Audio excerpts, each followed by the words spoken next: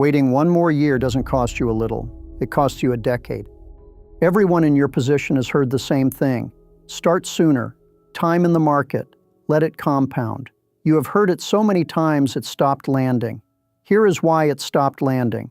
Because no one ever gave you your actual number. Not a generic chart built for a 25-year-old. Not a vague warning. The specific dollar amount attached to the decision you are making right now.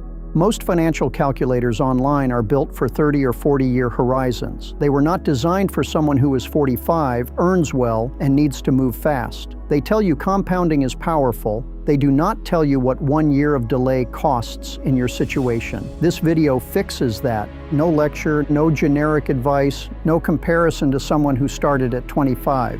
Just the math, your situation, real numbers. Here's the scenario.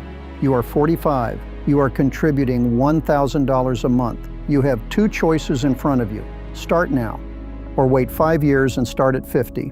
Same contribution, same account, same investment approach. 5 years is the only variable. Let's run both tracks and let the gap speak for itself. $1,000 a month, age 45 to 65, 20 years, that is 240 monthly contributions. At a 7% average annual return, your portfolio at 65 reaches $520,927. These figures use a 7% average annual return, a common long-run planning assumption for a diversified portfolio. Your actual results will differ. $520,927, that is not guaranteed, but it is what consistent money in a diversified account over 20 years produces at a standard long-run planning rate. That is scenario A. You move now. Same person, same $1,000 a month, same investment approach, but you wait until 50. Now you have 15 years to retirement, not 20, 180 monthly contributions instead of 240. At the same 7% return, the portfolio at 65 reaches $316,962. The difference between those two outcomes, $203,964. That is what 5 years of waiting costs a $1,000 a month investor. Now here is where most people make a mistake with this number. They look at the 5-year gap and say, that is 60 months of contributions I missed. That math is right. 60 months at $1,000 is $60,000. But $60,000 is not $203,964. So where does the rest come from? $144,000 of that gap is compounding you never recover. Not money you failed to put in, not a missed contribution. Money that was supposed to grow for 20 years instead of 15. Growth on growth on growth that never happened. That distinction matters. The $60,000 contribution gap you could theoretically close with a larger payment. The $144,000 compounding gap you cannot. That time is gone. That math ran somewhere else. The compounding doesn't pause while you wait, it just goes somewhere else.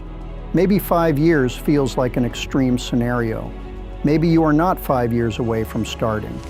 Maybe the plan is, get through this year, get organized, start next January. That is the most common version of this decision, and it has a price tag. $1,000 a month, 1 year of delay, not 5. 1. $46,676. That is what a single year of waiting costs at this contribution level. Not a catastrophe in isolation, but a decision made every year becomes a pattern. And every year that pattern holds, that number resets. The math does not negotiate based on what caused the delay. Market timing, a home renovation, a year that got away from you. None of those change the output. Every year of delay has a price tag. Most people in your position have never calculated theirs. One more scenario. This one matters if you have cash sitting in a savings account right now, $100,000 in cash, not invested, parked. If you deploy it at 45, it reaches $386,968 at 65. If you wait until 50 to put it to work, it reaches $275,903. That gap is $111,065. Same $100,000. Same destination. The only difference is 5 years of deployment. The money is already there. The delay is the only problem. The math doesn't care about your reasons, it only counts the years. The next question is the obvious one. What is your actual gap? Not a hypothetical, not this scenario. The number attached to your age, your contributions, and your current position. The Late Starter Wealth Audit calculates that in 10 questions. It is $17. The link is in the description. Next video, we cover a legal provision that exists specifically for people in your situation. It was built for late starters. Most advisors don't lead with it, but if you're over 50, it directly changes the numbers you just saw.